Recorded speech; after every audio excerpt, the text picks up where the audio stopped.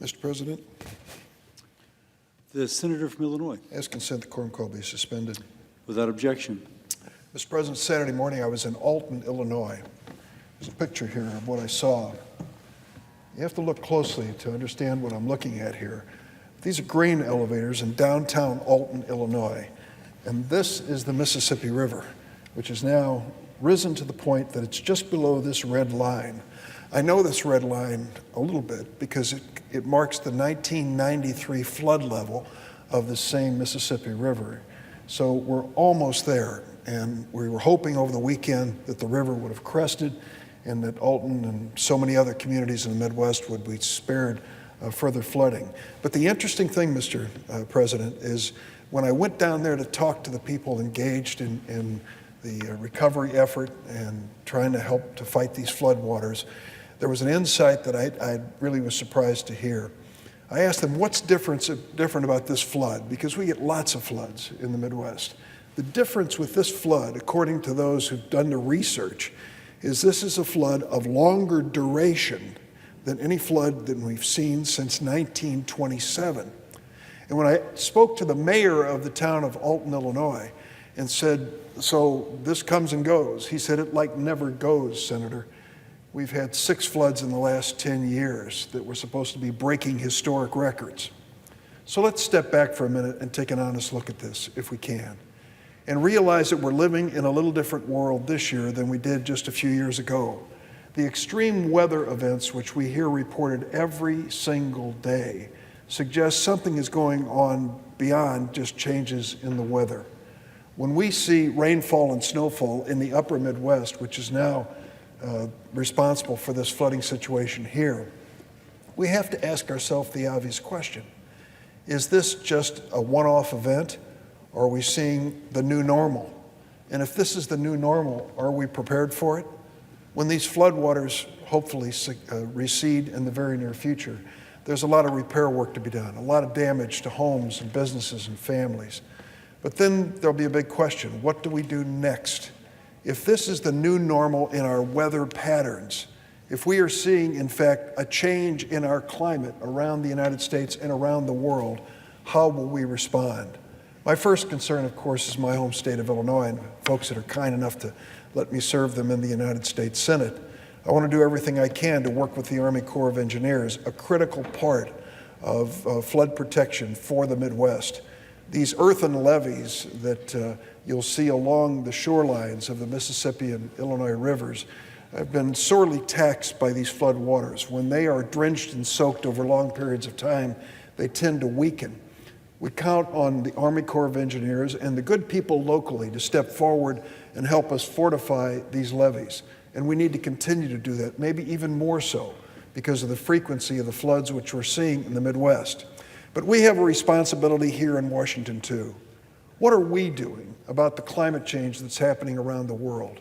What are we doing to make sure that our kids and grandkids will inherit an earth that is habitable, that won't face these kind of awful occurrences on a regular basis? Are we willing to make sacrifices and changes in the comfort of our own lives just a little bit so that our kids and grandkids have a world that they can live in, a world that's habitable, that they can pass on to the next generation? I don't think that's too much to ask. There was an agreement reached a few years ago in Paris. Every nation in the world signed up to do something. Every single nation in the world signed up to do something to reach a common goal of stopping the warming of this planet and everything that's followed. And then what happened with the election of this president? President Trump stepped forward and said, count us out. The United States is not in the Paris Agreement any longer. We are the only nation in the world to step away from that agreement. The rest of the world understands the gravity of this challenge. Today it's our floods in the Midwest. Tomorrow it's that tornado in Oklahoma. And the list goes on and on and on. I stand ready to work with everyone I can locally to deal with this, but I also plead with this administration, open your eyes to the reality of climate change in the world and what it's doing to the extreme weather patterns which we currently face. Our governor, J.B. Pritzker, has declared a disaster in 34 of Illinois' 102 counties, about a third of the state.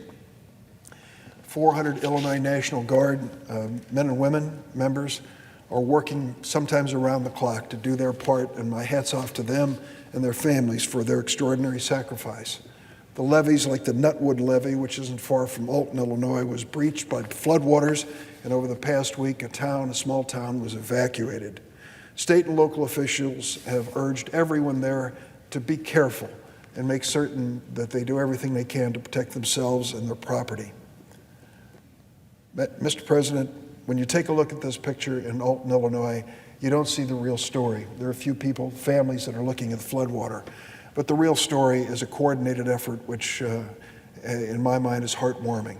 It's not just the federal agencies like the Corps of Engineers and the Coast Guard, and it's not just the state agencies like the Illinois Emergency Management Agency.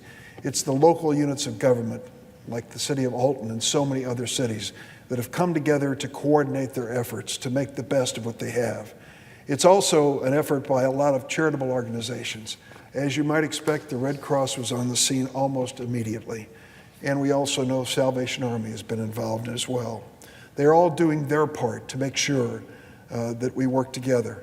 But the one group that should be recognized that may not have a formal title are just the men and women, the families, the community leaders who've stepped up, rolled up their sleeves to fill the sandbags and to help their neighbors. It's not just a Midwestern thing, but it is a Midwestern thing as far as I'm concerned.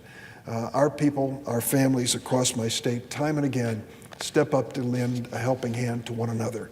In this time of need, with this kind of flooding damage in Alton and all across our state, it does my heart proud, I guess, to see that these folks once again have responded to this call. Mr. President, I yield the floor and suggest the absence of a quorum. And the clerk should call the roll.